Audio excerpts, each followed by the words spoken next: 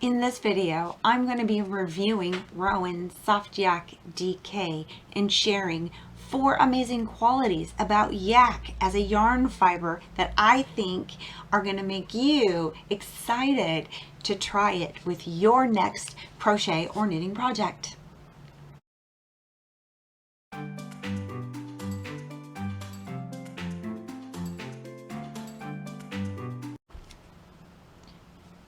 Thank you for joining me in this video today. I'm Susie Quillen and I'm the Empress of Yarn here at Perfectly Naughty. I want to remind you right now to take a moment, subscribe to this channel if you would, and click that little notification bell so that you don't miss any of my videos. You can also head over to perfectlynaughty.com, sign up for the newsletter, and once a week get some updates in your inbox that are fun, that are personal, and are inspiring.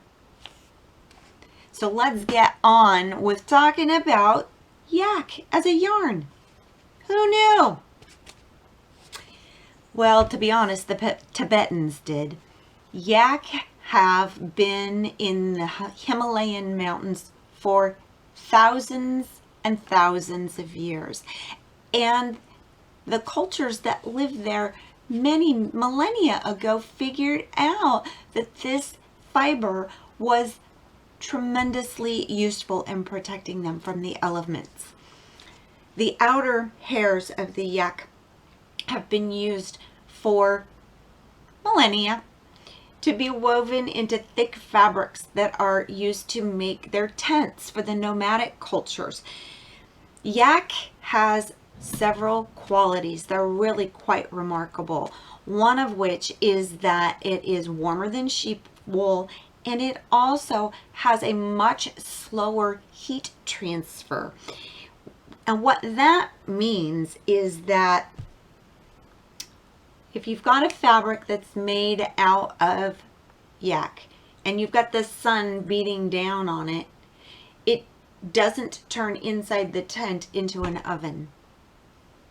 And that's why the nomads make tents out of it. There you go. So that means when you make a hat out of this, or a cowl, or a sweater, or a scarf, what it also does is it keeps your heat from your body from escaping quickly, which is a tremendously helpful quality, isn't it? All right, so another amazing thing about yak that I think is neat is that it is actually considered to be softer than cashmere. Now, I don't know how soft cashmere is because I'm allergic to it. So I'll just have to take their word for it, whoever they are, right?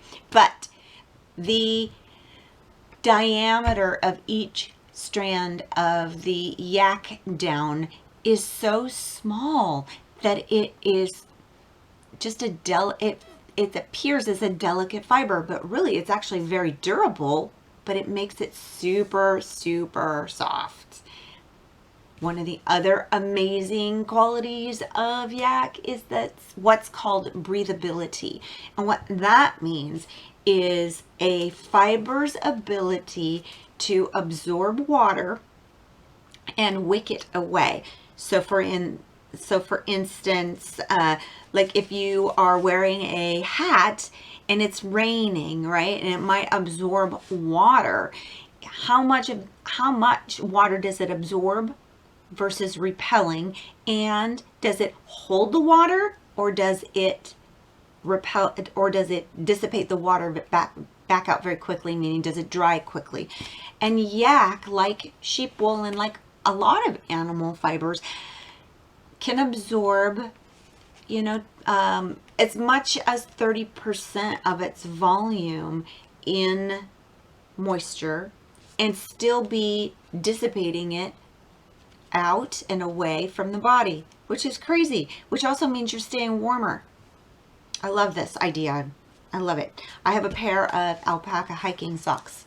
I've tested this theory. It works really well. One of the other fabulous things about yak is that yak, the animal, they have very few sweat glands in their bodies because their coat protects them from the heat, and it dissipates their own heat away very nicely. So they don't have a lot of sweat glands. And apparently, yak sweat has little to no odor, which is interesting. And therefore, the yarn does not hold odor. Apparently, yak fiber has some antimicrobial properties to it that discourage bacteria from setting up camp. And bacteria is what actually causes our yarn to develop that odor, particularly if it gets wet.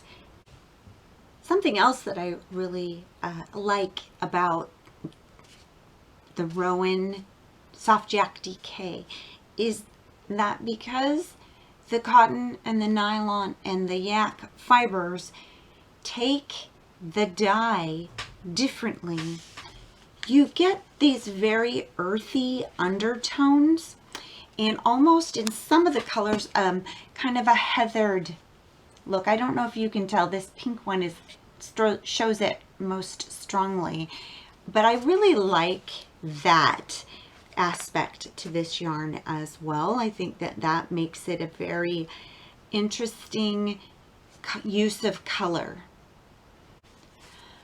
Rowan Softyak DK is a chainette constructed yarn. If you're not familiar with that, it means that the yarn, instead of being twisted, is a tiny little knitted tube, and that gives some different qualities to the way that it works up. It makes pockets of air inside that yarn, and it can be less fuzzy, less halo, a little bit smoother. It can also allow textured stitches to really have a little bit more crispness to them. I am trying it out right now with some crocheted cables. I've only got my first cross done, so we'll see how that turns out as this project progresses.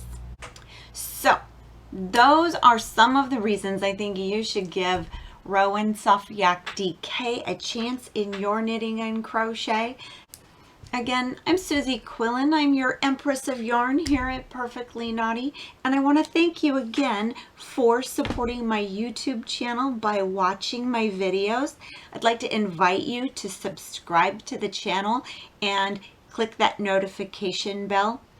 If you find my videos helpful or useful, I would be honored if you helped to support by doing that, and possibly even clicking that thanks button that you're going to see at the bottom as well.